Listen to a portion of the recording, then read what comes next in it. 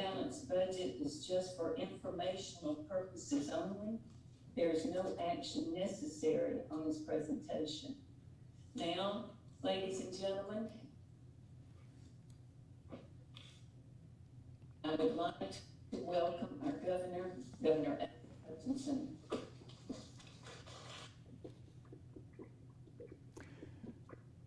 Thank you, and good morning to each of you.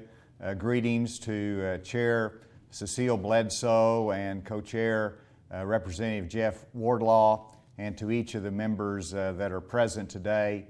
Thank you for this opportunity to appear before you and to present the budget as we have in previous bienniums. As I present it today, I'll be honored to be followed by Secretary Larry Walther and Director Jake Bleed as they answer more specific questions and follow up on the presentation.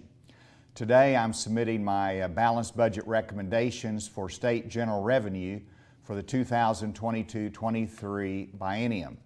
This budget funds the priorities of the state, including the largest increase in education in more than a decade.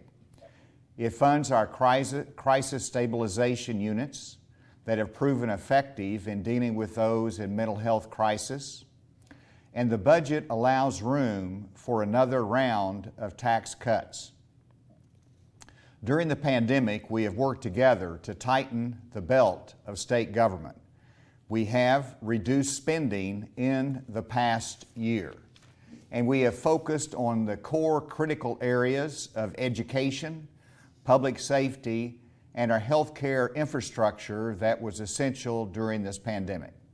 As a result, we are entering the next year in sound financial condition. We have accumulated a $240 million surplus from last year, and our current year is running a surplus as well. I want to add that I appreciate the General Assembly's work to increase the safety net for our Kansans who are struggling because of layoffs and financial challenges. This includes rental assistance, enhanced unemployment compensation, and food assistance, all delivered and approved use of the CARES Act funding as approved by the Legislative Council. In terms of the future, we are in a position to absorb the tax cuts that are already scheduled for next year. As you know, we have reduced the individual income tax rate to 5.9% beginning next January. This reduction is already included in the forecast numbers that you see before you. The balanced budget submitted today is based upon a revenue forecast for FY 2022 of $5,859.4 million, which is an increase of $172 million over the previous year. This also can be reflected as a 3% increase in revenue. Now, when you look back on the last year, we have had to reduce our current budget in the middle of this pandemic. And we've had to increase the operations of state government in order to fully fund education and the other services of our state. The budget presented today reflects our experience over the last 8 months. It restores the funding cuts in areas including higher education, Department of Health, and Department of Military. It also restores funding for our county jail reimbursement and to the state crime lab. But it doesn't restore all of the funding. And now let me talk about the savings from transformation in the budget. We have identified $26.5 million in this year's Category D cuts to agencies that have not been requested to be restored. This $26.5 million savings is the result of good management, a team effort, and accountability. That was the goal of the Transformation and Efficiency Act that was passed by the General Assembly in 2019. Let me pause a moment because I know you are data-driven. Since I became governor in 2015, we together have reduced state employment by 2,000 employees. Now, some might ask, well, what has happened since transformation? And as the Arkansas Democrat-Gazette reported yesterday, that since transformation we have reduced state employment by 858 employees, which is the largest decrease in a fiscal year since I became governor. My cabinet and agency directors are working every day to increase savings and improve service. 858 fewer employees and $26.5 million in reduced spending is the current result. As I mentioned, we have an unallocated surplus of $240 million. Many of you have mentioned to me your desire to see an increase in funding for the long-term reserve fund.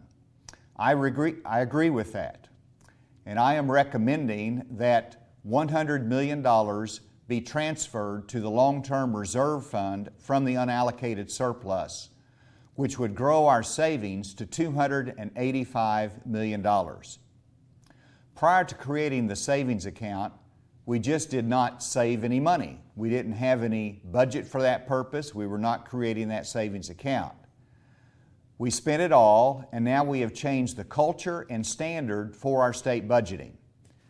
I'll put up the chart that shows this in graph form, and you can see in 2016 there was $0 in the long-term reserve because it did not exist. And then in 2017, you can see how it was created. It grew, and it grew, and it grew to 2020 to $184.99 million. With adding $100 million to that will be well over $250 million in our long-term savings account. This is important for our future, and as you can see, this will be added to each year, and so it will continue to grow and be a cushion against the uncertainty of the future. And I want to applaud again the General Assembly and its leadership during this time that thoughtfully said long-term reserve fund is important. In addition to the $100 million transferred to savings, the proposed budget allocates from the surplus an additional investment in rural broadband of $30 million. This can go through our existing broadband program, so it can be a simple allocation of the one-time funding. Additional one-time spending recommendations are $28.5 million to the Department of Education for academic facilities.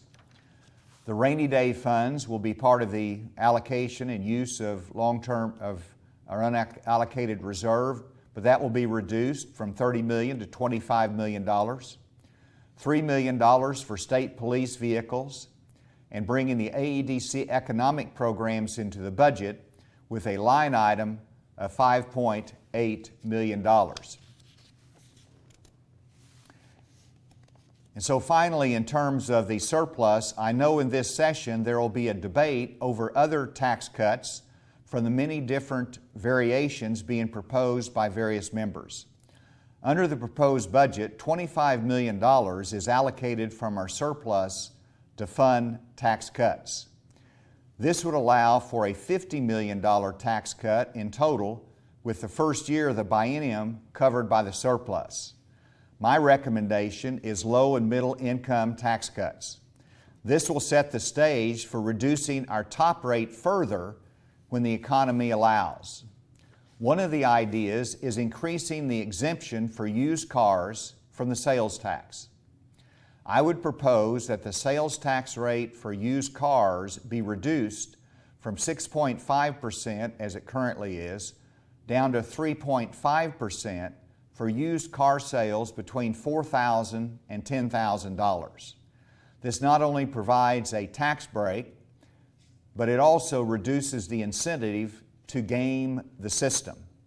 This would reduce revenue by $13 million. I hope that you will favorably consider that. The second, I also wanted to show you the second chart. I think you've already seen it, but let me spend just a little bit of time on that.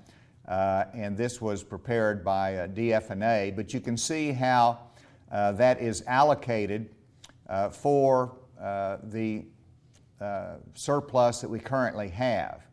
And we also, in addition to the items that I have mentioned, we will have funds in there for the prison lease payments, the Medicaid Trust Fund, as well as leaving an unobligated balance of $13.5 million, which gives us some room to work during the course of the session. Also built into the budget is the reduction of the individual income tax rate. And this is a new proposal that I want to present to you today that's already built into the budget, so you don't see it as coming out of the reserve funds. But this is reducing the individual income tax rate to 4.9% for new residents of Arkansas for 5 years. Now, there's two purposes for this plan. First, it's economic growth and recruitment of talent for our growing tech industry and manufacturing in our state. Whenever you can offer lower tax rate, whenever you see people wanting to move out of the large urban areas, this gives us an opportunity to recruit that talent. It is also an added attraction for retirees to come to Arkansas. The second purpose of reducing the rate to 4.9% is to keep our eye on the ball. The goal is to reduce the rate for all Arkansans to 4.9% over the next 5 years.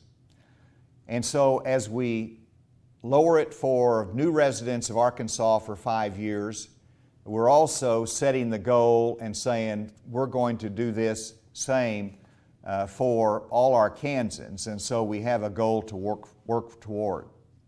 This is not designed to prioritize new residents. It is a plan to get everyone to 4.9% more quickly through continued economic growth. The cost is $1.5 million the first year of the biennium. And as I said, that is already built into the forecasted budget.